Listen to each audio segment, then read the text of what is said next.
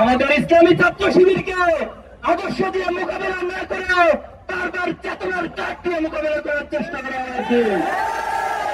আমাদের প্রথম কেন্দ্রীয় সভাপতি শহীদ মীর কাসেম আলী ভাইকে, বাংলাদেশের এই রত্নকে তারা ফাঁসি দিয়ে বিচারিক হত্যাকাণ্ড ঘটিয়েছে। এই প্রজন্ম সেদিন বুভুক্ষান্নের মাধ্যমে সেটাকে সহ্য করেছে, কিন্তু আজকের প্রজন্ম আর এই সমস্ত চেতনার কাঠকে সহ্য করবে না। আমাদের বুকে আমাদের দমানিতে স্বল্প রক্ত বিরাজমান। আমরা শহীদ আবু সাঈদকে নিজেদের মধ্যে অন করে, আমরা সকল শহীদদেরকে নিজেদের মধ্যে অনুভব করে, এই শহীদের রক্তের অনুভব করি যে প্রজন্ম তাদের সাথে গাদ্দারি করতে কখনো কেউ সাহস করবেন না। মানুষ হত্যা করে খুনি হাসিনা বাংলাদেশের ফ্যাসিবাদের সূত্রপাত ঘটিয়েছিল। সেই দল অব্যাহত রেখে বিয়ার হত্যাকাণ্ড, স্বপ্ন চত্বরে আলেম ওলামাদের উপর হত্যাকাণ্ড, জামাত নেতৃবৃন্দের হত্যাকাণ্ড, সকল দেশপ্রেমিক হত্যাকাণ্ডের মধ্য দিয়ে খুনি হাসিনা তার ফ্যাসিবাদকে কায়েম রেখেছিল। একজন ব্যক্তি এবং একজন পরিবারের কাছে সারা বাংলাদেশের মানুষকে চুন্নি করে রেখেছিল। কিন্তু 24 জুলাই আগস্টের বিপ্লবে ছাত্র জনতা রাজপথে নেমে এসে তারা তাদের বুকের তাজা রক্ত ঢেলে দিয়ে বাংলাদেশকে ফ্যাসিবাদ মুক্ত করেছে। আমরা ফেরাউন দেখিনি, ফেরাউনের গল্প শুনেছি। আমরা নমরুদ দেখিনি, নমরুদের গল্প শুনেছি। আমরা হিটলার দেখিনি, হিটলারের ইতিহাস পড়েছি। কিন্তু এই প্রজন্ম খুনি হাসিনাকে দেখেছে। এই প্রজন্ম খুনি হাসিনা ফ্যাসিস্ট দোসরদেরকে দেখেছে।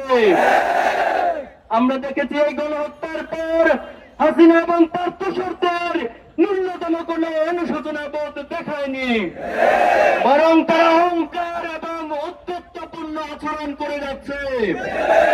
আমরা আজকে এই সমাবেশ থেকে বলতে চাই, শহীদের যে তামান্না নিয়ে ছাত্র জনতা বুকের রক্ত দিয়ে ফ্যাসিবাদ মুক্ত করেছে, বাংলাদেশে অদূর ভবিষ্যতে এই ফ্যাসিবাদকে সহ্য করবে না।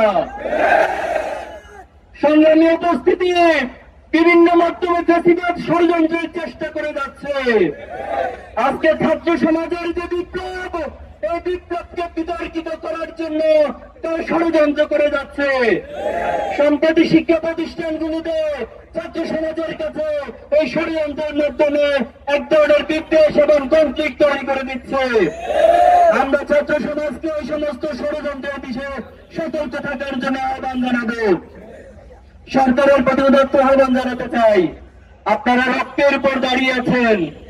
আপনারা যে চেয়ারের উপর বসেছেন, সেই চেয়ার আবু সাঈদ এবং শহীদদের রক্তের উপর বসে আছে।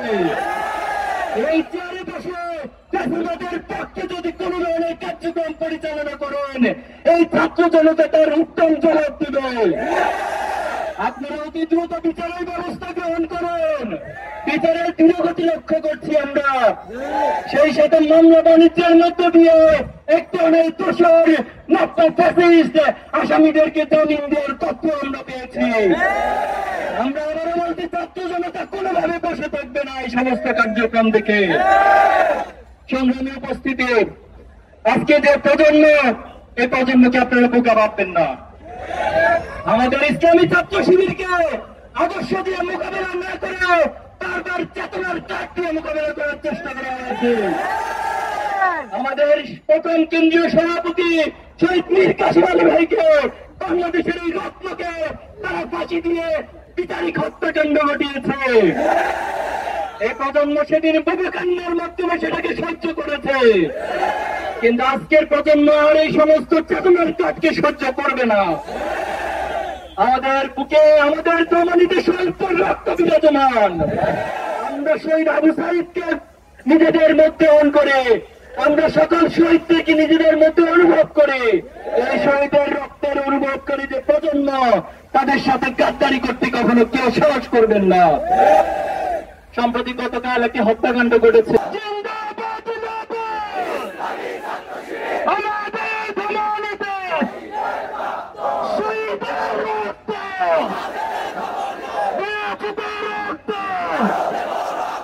রক্তের বন্যায়